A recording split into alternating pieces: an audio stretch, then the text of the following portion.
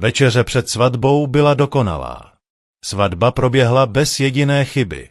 A po 2 nádherné týdny poté, co se Marika Garetetová provdala za Radka Valera, spal Jiří Géret lépe než za poslední roky.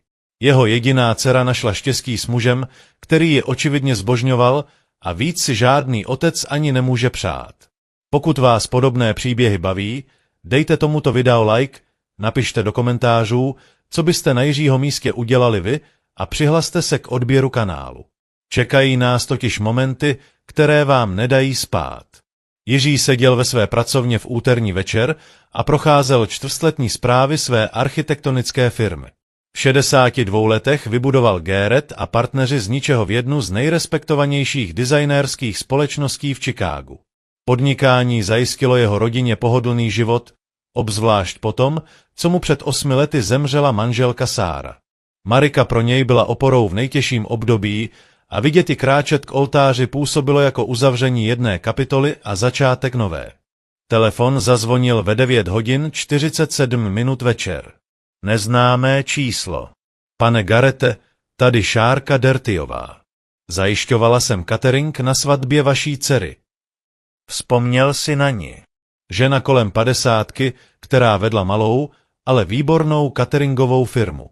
Profesionální, jídlo vynikající.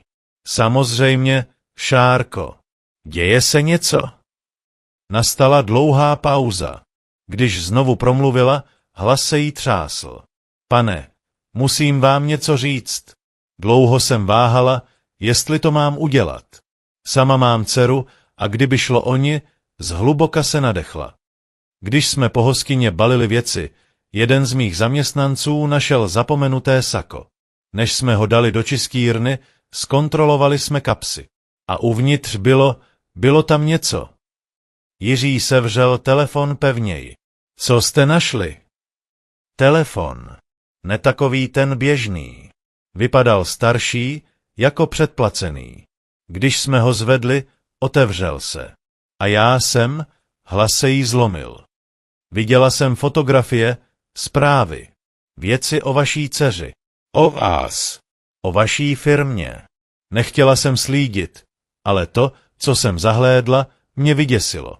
To sako mám tady. Telefon je pořád v něm. Nikomu dalšímu jsem nic neřekla. Nevěděla jsem, co dělat. Jiřímu vyšlo v kéku. Čí sako to bylo? Další pauza. Uvnitř byly vyšité iniciály ženicha. Radek Valer. Pracovna se s ním zatočila.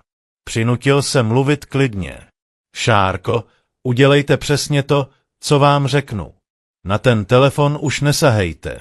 Sako dejte na bezpečné místo. Hned za vámi přijedu. Kde jste? Nadiktovala mu adresu v Lincoln Parku. Jiří popadl klíče a projížděl nočními ulicemi Chicaga, zatímco mu hlavou vířily myšlenky. Radek Valer vstoupil do jejich života před 9 měsíci. Seznámili se přes společné přátele na charitativním galavečeru. Bylo mu 34, měl nenucené charisma a Mariku si získal téměř okamžitě. Pracoval v investičním poradenství, často cestoval a působil dojmem muže s vytříbeným vkusem a neomezenými prostředky. Jiří si před zásnubami nechal prověřit jeho minulost. Standardní kontrola. Nic podezřelého. Výborný kredit, žádný trestní záznam, solidní reference. Všechno sedělo. Ale předplacený telefon schovaný v saku? Fotografie Mariky? Kuchyně Šárčiny cateringové firmy zabírala přízemí přestavěného činžovního domu. Otevřela dřív, než stačil zaklepat. Bledá, vyčerpaná. Mází mě, že vám tohle způsobuji, pane Garete. Pořád jsem myslela na svou dceru. Udělala jste správnou věc. Vstoupil dovnitř. Vzduch voněl po vanilce a čerstvém pečivu. Mohu to vidět? Zavedla ho do malé kanceláře a podala mu obal na oděv. Uvnitř bylo Radkovo svatební sako. Perfektně střižené, drahé. Šárka sáhla do vnitřní kapsy a vytáhla levný vyklápěcí telefon značky Nokia. Typ, který se dal koupit v každém obchodě. Jiří vytáhl latexové rukavice, Nasadil si je a telefon převzal. Byl zapnutý. Otevřel ho. Na displeji vlákno zpráv.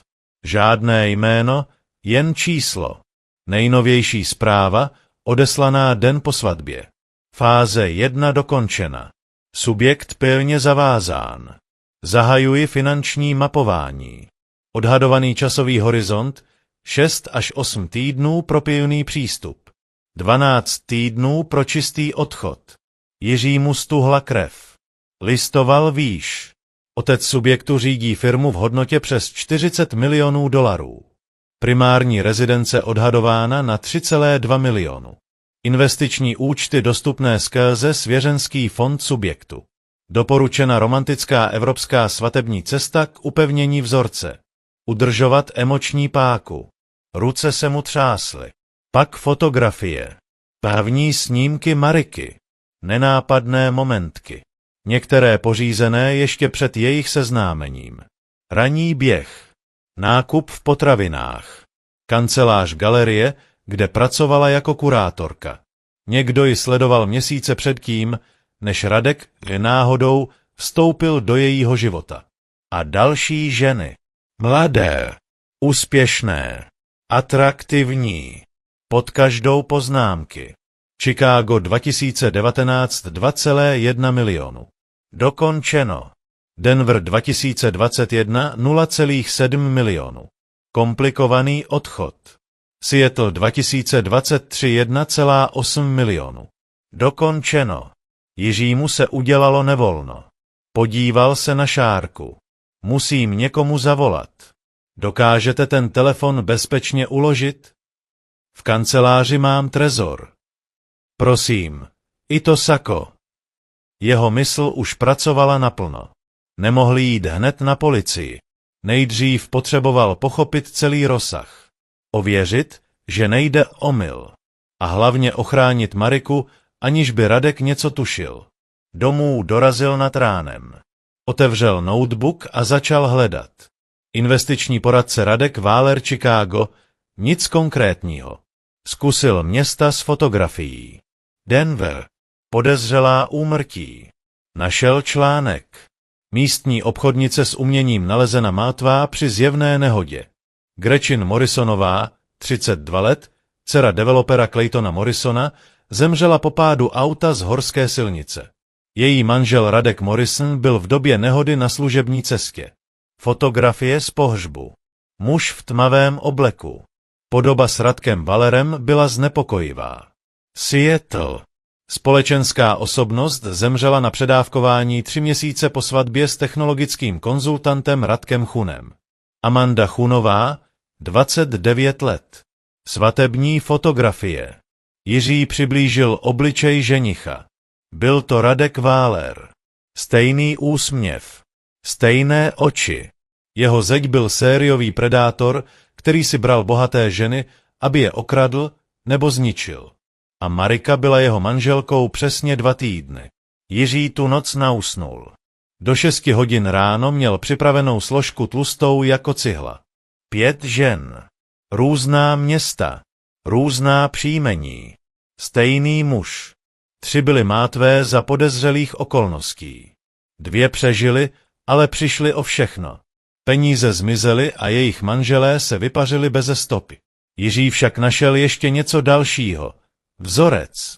Radek vždycky přecházel dál, někdy mezi 8. a 14. týdnem manželství. Teď byl teprve ve 2. týdnu s Marikou. Jiří zavolal svému právníkovi v 7 hodin ráno. Ludvík Harden byl jeho právníkem už 20 let, řešil všechno od obchodních smluv až po sářinu pozůstalost. Ludvíku, dnes potřebuji velmi tiché setkání. A chci, abyste sebou přivedl někoho na trestní právo. Někdo dobrý. Někdo diskrétní. Dopoledne už Jiří seděl v Hardenově zasedací místnosti se 2 dalšími muži. V ní byl Klára. Ne, Claude Carlson, bývalý federální prokurátor, který si teď vedl vlastní praxi. Druhý byl Štěpán Seranou, soukromý vyšetřovatel, kterého Ludvík popsal jako nejlepšího v oboru. Ať potřebujete cokoliv, začal Ludvík. Jiří jim vyložil všechno. Telefon, zprávy, vzorec mrtvých a okradených žen, různé identity. Claude si důkazy prohlížel očima žalobce. Tohle stačí k zahájení vyšetřování, ale nestačí to k odsouzení. Ten telefon je znepokojivý, jenže bez toho, kdo ty zprávy posílal, Radkův právník řekne, že to bylo podstrčené. Ženy z jiných měst, úmrtí byla uzavřena jako nehody nebo předávkování. Zmizelé peníze se dají vysvětlit jako špatné investice, zvlášť když se oběti bojí nebo se stydí podat trestní oznámení. Odsouzení mi zatím nejde, řekl Jiří tiše. Jde mi o to, aby moje dcera zůstala naživu dost dlouho na to, aby ho vůbec bylo možné odsoudit. Štěpán Seranou se naklonil dopředu. Byl to menší, zavalitý muž s ostrýma očima a jizvou podél čelistky. Tady je, co můžu udělat. Můžu Radka sledovat, zdokumentovat jeho pohyb, zjistit, jestli se stýká s někým podezřelým. A můžu se taky ponořit do jeho minulosti. Do té skutečné, ne do té falešné, kterou ukázal vám. Tihle lidé mívají historii ještě předtím, než to dotáhnou na tak sofistikovanou úroveň. Jak dlouho zabere základní sledování? Můžu začít ještě dnes. U hlubší minulosti týden, možná 2. Ale pane Garrette, jestli je tenhle chlap tak nebezpečný, jak si myslíte, musíme na to jít chytře. Jakmile zjistí, že jsme mu na stopě, může zrychlit časový plán, nebo hůř. Jiří chápal, co tím myslí. Pokud by se Radek cítil zahnaný do kouta, Marika by se pro něj stala přítěží. A co policie? Zeptal se Jiří Klauda. Nakonec ano, ale teď potřebujeme víc. Nechte Štěpána pracovat. Mezitím já tiše oslovím pár kontaktů ve FBI. Pokud tenhle člověk překračoval hranice států, aby páchal tyhle činy, spadá to do federální působnosti. To nám dá víc zdrojů, lepší forenzní možnosti a ochranu pro vaši dceru. Jiří pomalu přikývl.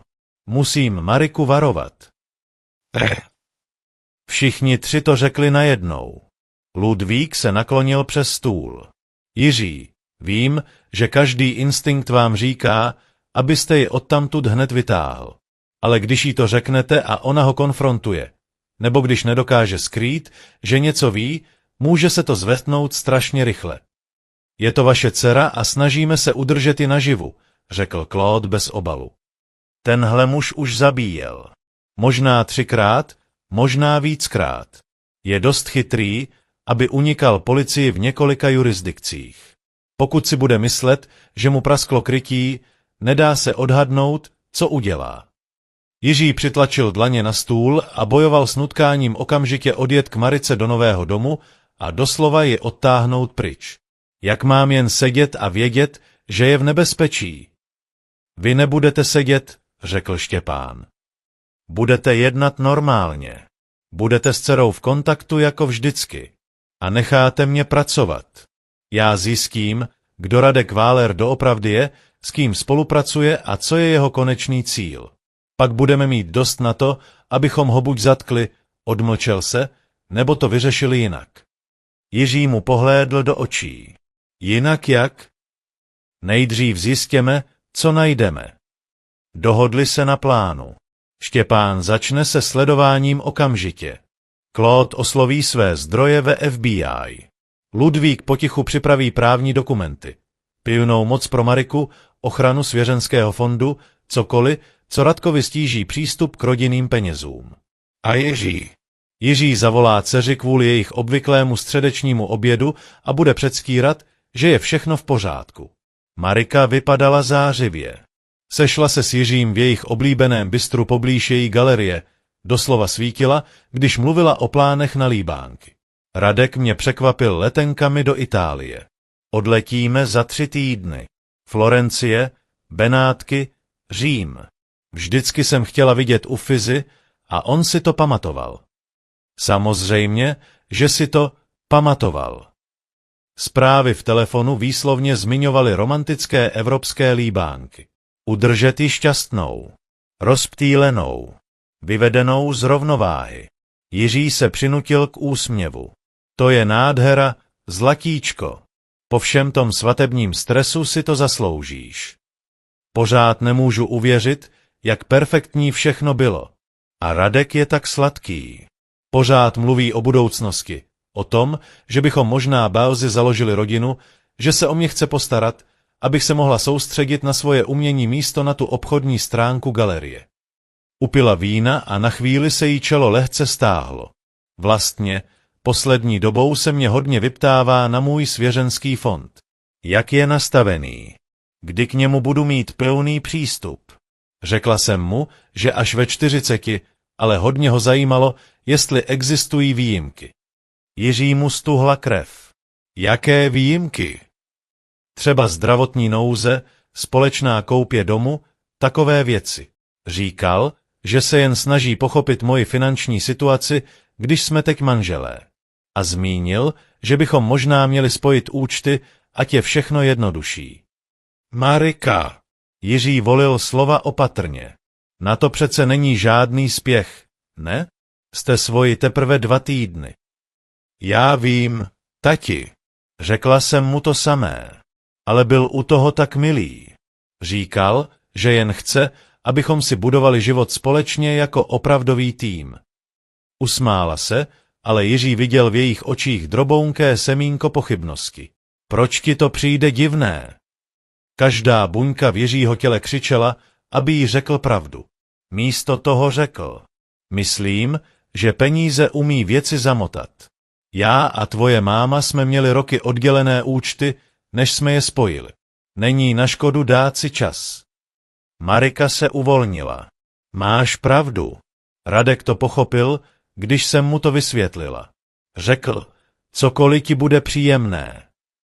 Natáhla se přes stůl a stiskla Jiřímu ruku. Mám takové štěstí. Štěstí, že mám jeho. Štěstí, že mám tebe. Vím, že máma by byla šťastná. Jiří stisk opětoval a myslel na Sáru. Kdyby tu byla, co by udělala? Ona byla ta tvrdá. Ochránkyně. Prokoukla by Radka okamžitě. Tvoje máma by na tebe byla moc pyšná, řekl Jiří. A řekla by ti to samé, co říkala vždycky. Věř svým instinktům. Když ti bude cokoliv připadat špatně, naignoruj ten pocit. Marika se zasmála. Tati, všechno je správně. Slibuju. Jiří se usmál a změnil téma, ale uvnitř křičel. Ten večer zavolal Štěpán se ranou. Mám Radka na očích od rána. Šel do kavárny ve Vicker Parku a sešel se ženou. Něco kolem 40, vypadala profesionálně. Mluvili spolu 40 minut. Mám fotky. Pošlete mi je. Na fotografiích seděl Radek naproti nápadné ženě s tmavými vlasy. Nedotýkali se, ale řeč těla byla intimní, důvěrná. Jako kdyby se znali dlouho. Prohnal jsem její obličej databázemi, pokračoval Štěpán. Jmenuje se Karolína Vaatová. Je to Radkova sestra. On tvrdil, že žádné sourozence nemá. On vám toho nakecal víc, odpověděl Štěpán. A teď to začíná být opravdu zajímavé. Karolína má záznam. Finanční podvody, investiční machinace, krádeže identity. Strávila 18 měsíců ve federálním vězení a venku je 4 roky. Od té doby pracuje jako finanční konzultantka. Vsadil bych se, že je jeho partnerka v celé té operaci. Jiří zíral na fotografie. O čem spolu mluvili? Dost blízko jsem se nedostal. Ale mám ještě tohle. Dorazily další snímky. Záběry papírů na stole mezi Radkem a Karolínou. Rozmazané, ale byly vidět sloupce čísel a něco, co připomínalo údaje o účtech. Plánují to, zašeptal Jiří. Plánují, jak Marice vysát účty. Tak to vypadá. Budu ho dál sledovat, ale pane Garete, dochází nám čas. Jestli už jsou ve fázi plánování, můžou se pohnout rychleji, než jsme čekali. Jiří hovor ukončil a zůstal sedět v temné pracovně. Venku se Chicago třpitilo světly. Někde tam jeho dcera večeřela s mužem, který zabil nejméně 3 ženy a chystal se z Mariky udělat 4. Nemohl čekat na FBI. Nemohl čekat na dokonalé důkazy. Musel jednat. Vzal telefon a vytočil číslo člověka, se kterým nemluvil 15 let. Ozvalo se 3krát, než se na druhé straně ozval chraplavý hlas. No do háje, Jiří Géret. Myslel jsem, že si na starou partu už dávno zapomněl. Blaku, potřebuju tvoji pomoc. A nebude to nic legálního. Blake Lambert býval Jiřího spolubydlícím na koleji. Divoký kluk, který studia nechal, vstoupil k námořní pěchotě a dalších 20 let dělal věci, o kterých nikdy nemluvil. Teď byl v důchodu a žil v Montaně. Jiří ale věděl, že některé kontakty člověk nikdy úplně nestratí. Řekni, co potřebuješ. Kapitola 2. Začala tím, že Jiří sestavil tým, který žil ve Skínech. Blake přiletěl do Chicaga během 24 hodin. Přivedl sebou 2 bývalé operátory speciálních sil, Ivana McKinneyho a Philipa Bradforda. Sešli se v Jiřího domácí kanceláři, která se náhle proměnila ve válečnou místnost. Blake se příliš nezměnil. V 58 letech byl stále svalnatý, s ocelově šedými vlasy a pohledem člověka, který viděl příliš mnoho. Jiří jim vysvětlil situaci. Tenhle Radek musí zmizet. O tom se bavíme. Jiří sám sebe překvapil pevností hlasu. Chci ho zničit. Ale legálně. Chci, aby skončil ve vězení. Chci, aby všichni věděli, kdo doopravdy je. A chci, aby moje dcera viděla, že nikdy neudělala chybu, když mi věřila. Ivan McKinney, širokoplecí muž s klidným způsobem vyjadřování, přikývl. To je ve skutečnosti těžší, než někoho nechat zmizet. Vy nechcete pomstu. Vy chcete spravedlnost. Chci spravedlnost.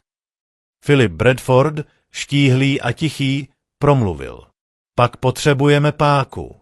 Musíme ho přimět k přiznání nebo ho dovést k důkazům, které budou neprůstřelné. Obrátit sestru proti němu. Nebo je chytit při činu. Ke skupině se připojil Štěpán Seranou se svými sledovacími zprávami. Karolína a Radek se za poslední týden sešli ještě 3krát. Jsou opatrní. Nikdy 2krát na stejném místě. Vždy na veřejnosti. Profesionálové, zamumlal Blake. Ano, přitakal Štěpán. Ale i profesionálové časem zleniví. Stačí je dotlačit k jediné chybě. Jiří studoval fotografie rozložené po stole. Co když jim dáme přesně to, co chtějí? Všichni k němu vzhlédli. Chtějí přístup k Marikyným penězům. Co když to bude vypadat, že ho dostanou? Uděláme je sebejistými. Donutíme je pohnout se dřív, než budou připraveni. Blake se usmál. Past. Past, potvrdil Jiří. Ale nejdřív musí být Marika v bezpečí. Dokážeme ji dostat z domu, aniž by věděla proč. Ludvík Harden, který dosud mýčky poslouchal, si odkašlal. Možná mám nápad. Co kdybych objevil chybu v dokumentech jejího svěřenského fondu? Něco, co vyžaduje její osobní podpis. Třeba v kanceláři rodinného právníka v Bostonu. Radek bude chtít jet s ní, řekl Jiří. Ne, pokud se chyba bude týkat ustanovení z doby před manželstvím. Její status jako jediného příjemce. Můžeme to podat jako extrémně technickou, nudnou právní záležitost. Manžel se jednání nesmí účastnit. Štěpán přikývl. A zatímco bude pryč, můžeme prohledat jejich dům. Radek je opatrný, ale bydlí tam. Mohly by tam být důkazy. Nelegální prohlídka, upozornil Claude Carlson. Nic z toho by nešlo použít u soudu. Ale může nás to navést, namítl Blake. Řekne nám to, kde hledat legálně. Jiří se rozhodl. Ludvíku, zařiďte Boston. Během 3 dnů. Štěpánie, sledujte ho dál. Blaku, Ivane, Filipe, připravte prohlídku domu. Claude, zavolejte FBI. Řekněte jim, že máme případ a že potřebujeme jednat rychle. Tým se rozešel. Jiří zůstal v pracovně sám. V noci mu telefon zavibroval. Zpráva od Mariky. Právě jsme s Radkem dokoukali film. Je to ten nejlepší. Tati. Dobrou noc. Mám tě ráda. Jiří napsal odpověď. Já tebe taky, zlatíčko. Krásné sny. Předtím smazal 3 jiné verze. Každá byla varováním. Každá ji mohla stát život. Druhý den ráno Ludvík zavolal Marice kvůli naléhavé chybě ve svěřenském fondu. Byla zmatená, ale souhlasila, že o víkendu poletí do Bostonu. Radek, přesně podle očekávání, chtěl jet s ní. Ludvík byl zdvořile neoblomný. Právní technikálie. Mlčenlivost. Nesnesitelně nudné bankovní právo. Radek netlačil. Byl příliš chytrý. Marika odletěla v pátek ráno. Jiří ji osobně odvezl na letiště. Na okamžik, v pruhu pro odjezdy, jí chtěl říct úplně všechno. Ale objala ho, nadšená, a on ta slova spolkl. Tati, třeseš se. Jsi v pořádku? Jen je mi zima. Lež. Šťastný let. Zavolej, až přistaneš. Slíbila, že zavolá. Jiří sledoval, jak mizí v terminálu. Pak zavolal Blakeovi.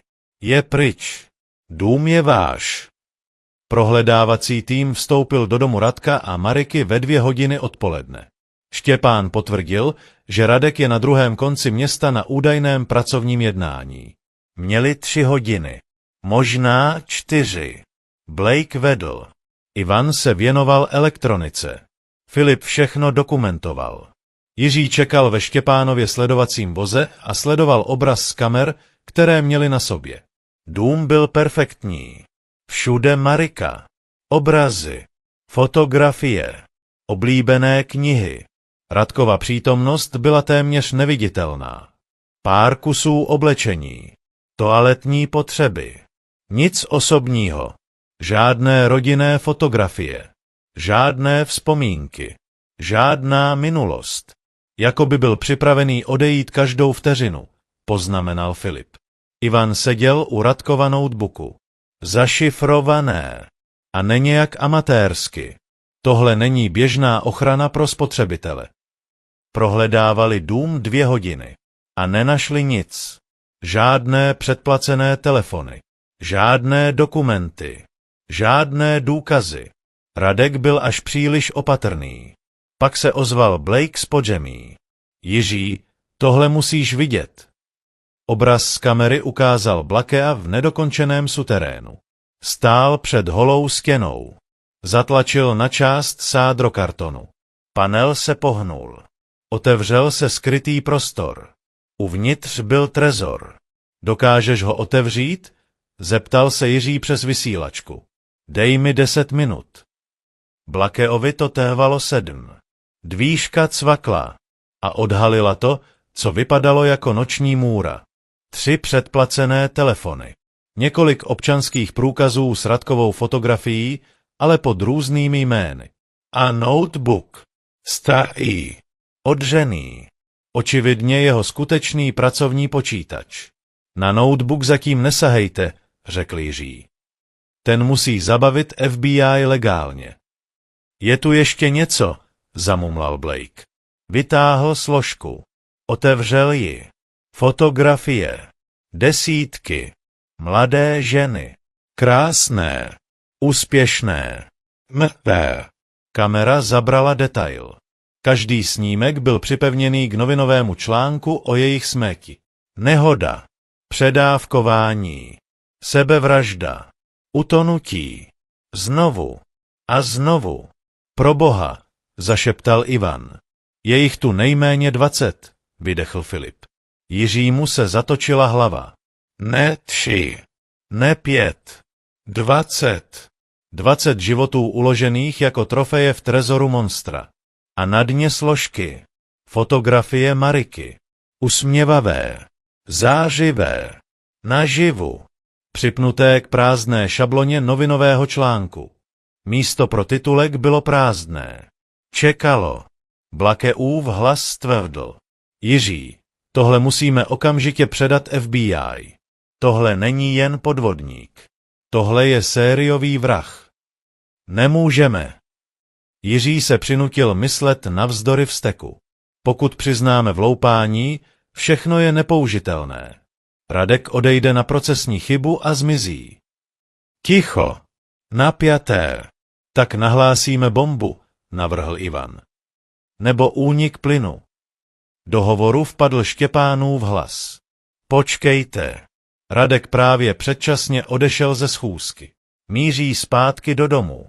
Máte maximálně 20 minut. Všechno zpátky, nařídil Jiří. Tým pracoval bleskově. Trezor zavřený. Panel vrácený. Stěna nedotčená. Během 15 minut byli pryč. Jiří seděl ve sledovacím voze, když odjížděli. Našli důkaz, že Radek je sériový vrah. A nemohli ho použít. Potřebovali jiný způsob. Myšlenka se zrodila pomalu. Nebezpečná. Riskantní. Ale proveditelná. Jiří se podíval na Blakea. Jak by se cítil v roli ducha? Blake pozvedl obočí. Jakého ducha? Takového, který vyděsí vinného člověka. Místnost stichla. Radek si myslí, že je nedotknutelný. Co když ho přesvědčíme, že jedna z jeho obětí nezemřela? Že se někdo vrací? Claude Carlson se ozval přes konferenční hovor. Psychologická válka. Může to fungovat, ale může ho to přimět utéct. Nebo urychlit útok na Mariku. Ne, pokud budeme řídit příběh, řekl Jiří. Ne, pokud ho přesvědčíme, že ho zradila vlastní sestra. Štěpán pomalu přikývl. Rozděl a panuj. Pokud Karolína uvěří, že je Radek přítěž, může ho obětovat, aby zachránila sebe, dodal Ivan. A pokud Radek uvěří, že ho Karolína prodala, začne dělat chyby, doplnil Filip. Jiří vytáhl telefon. Claude, jak rychle se může FBI pohnout? Dejte mi pravděpodobný důvod a svědka velmi rychle. Tak jim dáme obojí. Plán se rodil dalších 6 hodin. Blake se měl vydávat za sestru Amandy Chunové. Vytvořili profily na sociálních sítích. Digitální stopu. Novou identitu. Zpráva měla být jednoduchá. Vím, co Radek udělal mé sestře. Vím, že jsi mu pomáhala. A mám důkazy. Karolína spanikaří. Zavolá Radkovi. A ve strachu udělají chyby. Mezitím Ludvík prodlouží Marice pobyt v Bostonu kvůli komplikacím ve fondu. A FBI začne vlastní vyšetřování. Jiří potřeboval jediné. Udržet všechny ve hře dost dlouho. Krátce po půlnoci Blake odeslal první zprávu na Karolínin Facebook. Profil Jana Chunová, hlas pro spravedlnost. Karolíno Vátová, musíme si promluvit o Radkovi. O Amandě. O všech ostatních. Mám důkazy. Pomoz mi, nebo půjdeš ke dnu s ním. Čekali. Karolína odpověděla za 11 minut. Kdo je to? Jaké důkazy? Blake odepsal. Fotografie z Amandy na telefonu. Zprávy mezi tebou a Radkem. Bankovní převody. Sbírám to už 2 roky. FBI to bude zajímat. Pokud si nechceš promluvit dřív se mnou. Indikátor psaní. Zmizel. Znovu se objevil. Nakonec. To je šílené. Netuším, o čem mluvíš. Pak se nemáš čeho bát. Pošlu to policii v Seattlu. Tvůj probační úředník bude jistě nadšený. 3 minuty ticha. Jak vím, že jsi opravdu ona? Blake poslal fotografii. Pečlivě upravenou. Můžeme se sejít. Nebo to necháš na justici. Tvoje volba. Co chceš? Chci, aby Radek zaplatil za to, co udělal mé sestře. Pomoz mi a možná se dohodneme. Míč, až jsi spolupachatelka vraždy. Odpověď přišla za 5 minut.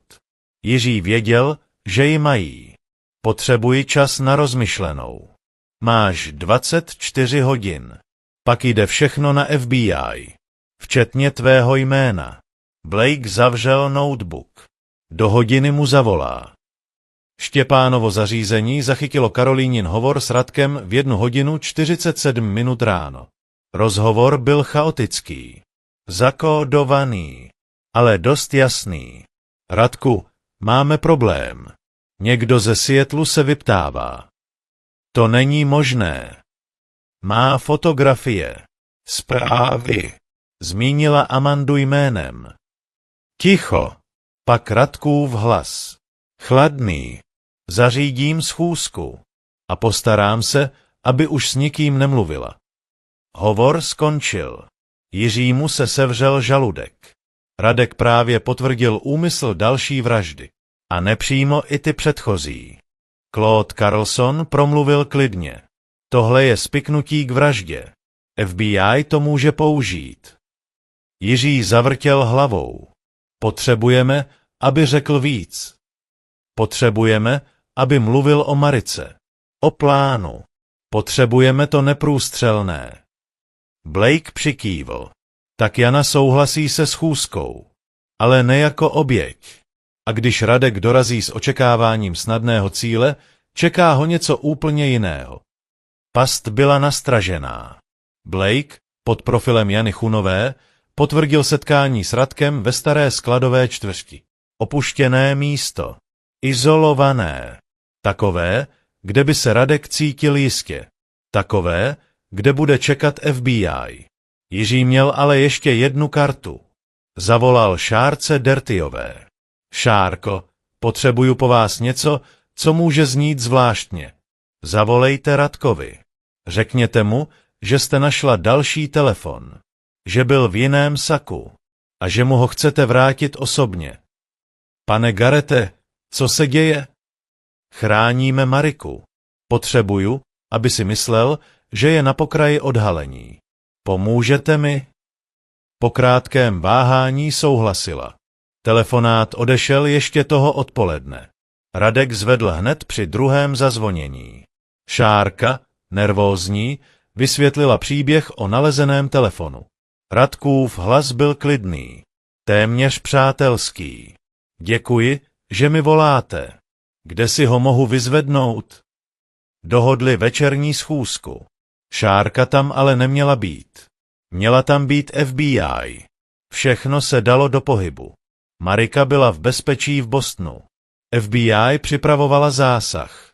A Radek Váler kráčel vstříc několika paským zároveň. Jiří seděl ve sledovacím voze se Štěpánem a Blakem. Oči upřené na sklad, kde se měl Radek setkat s Janou Chunovou. Federální agenti byli rozmístění kolem budovy. Neviditelní, ale připravení. Claude Carlson seděl vedle Jiřího a procházel právní rámec. Pokud se tu objeví se zbraní a úmyslem ublížit Janě, máme pokus o vraždu. Pokud se pokusí získat telefon od Šárky, máme maření vyšetřování. V kombinaci s Karolíninými hovory získáme povolení k domovní prohlídce. Bude to stačit? Zeptal se Jiří. Na vraždy budeme muset zpochybnit původní závěry. Ale na podvody, spiknutí a krádeže identity ho máme. Jiří mu zavibroval telefon. Zpráva od Mariky. Tati, právník říká, že to potrvá ještě pár dní. Už tady šílím. Nemůžu prostě přiletět domů? Odepsal. Věř mi, zlatíčko, je to důležité. Zůstaň tam ještě chvíli. Děje se něco? Všechno bude v pořádku. Slibuju. Nenáviděl to lhaní. Ale už se blížil konec. Ve 20 hodin Radkovo auto vjelo na parkoviště skladu. Vystoupil. Rozhlížel se. Byl brzy. Kontroloval terén. Blake zašeptal. Je ozbrojený. Levá strana. Skryté nošení. Jiřímu se zastavilo srdce. Radek si na schůzku s údajně osamělou ženou přinesl pistoli. Nepřijel mluvit. Přijel zabíjet. Radek obcházel budovu. Kontroloval východy. Kamery. Profesionální. Chladný. Pak zazvonil telefon. Jiří sledoval dalekohledem, jak Radkův výraz stuhne. Z opatrnosti se stal poplach. FBI právě provedla razii v jeho domě. Šárčin telefonát poskytl potřebný důvod. Telefon ze svatebního saka, Štěpánovi záznamy i Klaudeovi kontakty, to vše stačilo k získání povolení. Radek poslouchal. A pak se rozběhl. Ne k autu. Do skladu. Agenti vyrazili ze všech stran. Radku Valere. FBI. Stůjte. Nestál. Utíkal dál. Tasí zbraň. Zbraň na zem. Jiří zadržel dech. Všechno záviselo na jediném. Radek musel být dopaden živý. Mrtvý by byl záhada. Živý mohl být zlomen. Ozval se výstřel. Radek padl na zem a sevřel nohu. Agenti ho obklopili. Odkopli zbraň. Spoutali ruce. Bylo po všem. Téměř. Kapitola 3. Začala ve výslechové místnosti.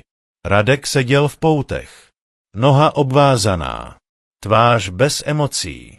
Napříč stolu seděl zvláštní agent David Hartman, veterán behaviorální jednotky FBI. Jiří sledoval přes jednosměrné sklo. Děláte chybu, řekl Radek klidně. Nevím, o co jde. Hartman otevřel složku. Radek Waller. Také známý jako Radek Morrison, Radek Shan, Radek Bradford. Listoval stránkami. Zatím jsme našli 7 identit. Kolik jich ještě je? Radek nehnul brvou. Chci právníka. Samozřejmě, ale než dorazí, měl byste vědět, co jsme našli. Trezor, telefony, fotografie. Poprvé Radkův obličej nepatrně stuhl. Nečekal to. A ještě něco, pokračoval Hartman. Vaše sestra je vedle. Už 2 hodiny mluví o Amandě Chunové, Gretchen Morrisonové a nejméně 15 dalších ženách. Bluf. Karolína zatím nemluvila. Ale Radek to nevěděl. Chci právníka. Ten je na cestě. A také přivádíme někoho dalšího.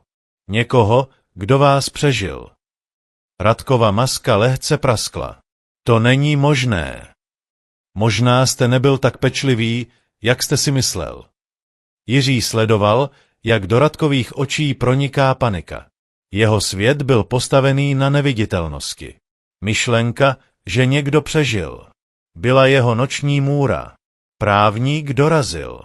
Výslech byl přerušen. Ale škoda už byla napáchaná. Radek byl otřesený. Na chodbě si Claude odvedl Jiřího stranou. Karolína je připravená mluvit. Chce imunitu. Dostane ji. Karolínino přiznání trvalo 4 hodiny. Seznámila se s Radkem po jeho propuštění z vězení před 7 lety. Byl to její skutečný bratr. A měl plán.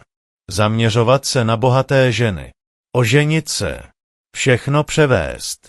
Zmizet. Karolína měla znalosti, jak přesouvat peníze tak, aby zmizely. Začali opatrně. Pak byli odvážnější. Nejprve to byly skutečné nehody, řekla se třesoucím hlasem. Ale pojistky byly vysoké. A Radek pochopil, že mrtvé manželky jsou výnosnější než rozvedené. A Marika Garrettová? Zeptal se vyšetřovatel. Agent Hartman se zeptal tiše.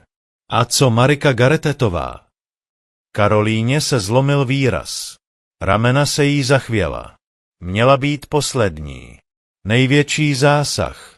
Její svěřenský fond, firma jejího otce. Radek spočítal, že bychom mohli získat $40 milionů, kdybychom to zahráli správně. Pak jsme měli skončit. Odebrat se do ústraní. Zmizet navždy. Jiří cítil, jak mu tuhne krev v žilách. Hartman pokračoval. A plán byl stejný jako vždy? Karolína přikývla, ale nedokázala zvednout oči. Ano. Oddělit ji od otce. Postupně získat kontrolu nad účty. Nad penězi. A potom. Hlas se jí vytratil. Hartman ji nechal chvíli v tichu. Potom co? Karolína zavřela oči. Udělali bychom z toho nehodu. Výslechová místnost stěžkla. Jakou nehodu? Radek plánoval nehodu na lodi během líbánek v Itálii. Už měl vytipovaná místa. Trasy. Všechno. V pozorovací místnosti se Jiřímu podlomila kolena. Tvrdě dosedl na židli. Blake mu okamžitě položil ruku na rameno. Je v bezpečí. Ale Jiří sotva vnímal. 3 týdny. Pouhé 3 týdny. A Marika by byla na otevřeném moři s mužem, který plánoval její smrt. 40 milionů dolarů. Cena za život jeho dcery. Výslech pokračoval celé hodiny. Karolína předala FBI všechno. Čísla účtů. Úkryty. Falešné identity. Kontakty, které pomáhaly s dokumenty. FBI okamžitě začala koordinovat operace s policií napříč 8 státy. Do půlnoci identifikovali 23 žen, které Radek cíleně oslovil. 8 bylo potvrzeně mrtvých. 4 vedené jako nezvěstné, pravděpodobně mrtvé. Zbytek přežil. Ale přišel o úspory, domovy, celý život. Přeživší ženy byly kontaktovány. Mnohé dříve mlčely. Strach. Pocit viny. Teď byl Radek ve vazbě. A poprvé byli připravené mluvit. Jiří seděl v Claudeově kanceláři, když nad Chicagem vyšlo slunce. Nespal 36 hodin. Claude položil složku na stůl. Máme ho. Podvody, spiknutí, krádeže identity a s Karolíniným svědectvím i vraždy. Jiří vyčerpaně vydechl. Kolik dostane? Zbytek života. Pravděpodobně několik doživotních trestů. Jiří přikývl. Pak tiše. Kdy to mohu říct Marice? FBI ji chce nejdřív vyslechnout. Je oběť. Ale ano, zavolejte jí. Přiveďte ji domů. Jiří vytáhl telefon. Ruce se mu třásly. Marika zvedla okamžitě. Tati, konečně. Právník říká, že papíry jsou hotové. Letím domů za 3 hodiny. Jiří sevřel telefon. Mariko, potřebuju, abys zůstala v Bostonu ještě chvíli. Ticho. Cože? Proč? FBI s tebou potřebuje mluvit. Dlouhá pauza. Pak opatrně. Proč by se mnou měla mluvit FBI? Jiří zavřel oči. Protože Radek není tím, za koho se vydával. A pak jí řekl všechno. Telefon ze Saka. Zprávy. Vyšetřování. Další ženy. Karolínino přiznání. Plán ji zabít. Na druhém konci bylo ticho. Dlouhé. Když Marika konečně promluvila, hlas měla zlomený. On mě chtěl zabít. Jiří sotva dýchal. Ano. Na líbánkách. Ano. Další ticho. Pak šepot. A ty jsi to věděl. Snažil jsem se tě ochránit. 2 týdny jsem spala vedle muže, který chtěl moji smrt. Její hlas přešel do hysterie. Já ho milovala. Věřila jsem mu. Já vím. Jiřího hlas se třásl. Je mi to tak líto. Rozplakala se. Hluboké, bolestné vzliky. Jiřímu se svíralo srdce. Jak jsem to mohla nevidět? Jak jsem mohla být tak hloupá? Nejsi hloupá. On je profesionál. Já ho přivedla do naší rodiny. A už ti nikdy neublíží. FBI zajistila Marice návrat do Chicaga s doprovodem. Na letišti se Jiřímu zhroutila do náruče. Nejeli domů. Do hotelu. Na bezpečné místo. Bylo něco z toho skutečné? Zašeptala později. Jiří jemně odpověděl. Ne pro něj. Ale tvoje city byly skutečné. Jak mám ještě někdy někomu věřit? Na to Jiří odpověď neměl. Přípravy na soud trvaly 6 měsíců. Radek popíral vinu. Vyměnil 3 právníky. Důkazy byly zdescující. Karolína svědčila. Přeživší ženy svědčily. Fotografie z trezoru. Telefony. Identity. Vzorce. Marika svědčila se vstyčenou hlavou. Když se jejich pohledy střetly, nauhnula. Nezlomili si mě. Porota se radila 3 hodiny. Verdikt. Vinen ve všech bodech. Radek Váler dostal 8 doživotních trestů bez možnosti podmínečného propuštění. Karolína 15 let. Jiří cítil, jak z něj spadla tíha. Bylo po všem. O rok později Marika znovu otevřela galerii. Prodala dům. Darovala svatební dary. Pomalu skládala svůj život dohromady. Bolest nezmizela, ale začala se hojit. Na vernisáži stála vedle Jiřího. Měla jsem varování. Jen jsem je nechtěla slyšet. Nesmíš si to vyčítat. Nevyčítám. Učím se naslouchat. Stiskla mu ruku. A učím se věřit. Sobě. I tobě. Chicago se znovu třpytilo nočními světly. Někde v přísně střežené věznici seděl Radek Váler. Jeho dokonalé plány zničila jediná věc, se kterou nepočítal. Otec. Tímto náš příběh končí. Podělte se o svůj názor v komentářích. Děkuji za váš čas. Pokud vás tento příběh zaujal, přihlaste se k odběru kanálu. Klikněte na video, které vidíte na obrazovce. A uvidíme se příště.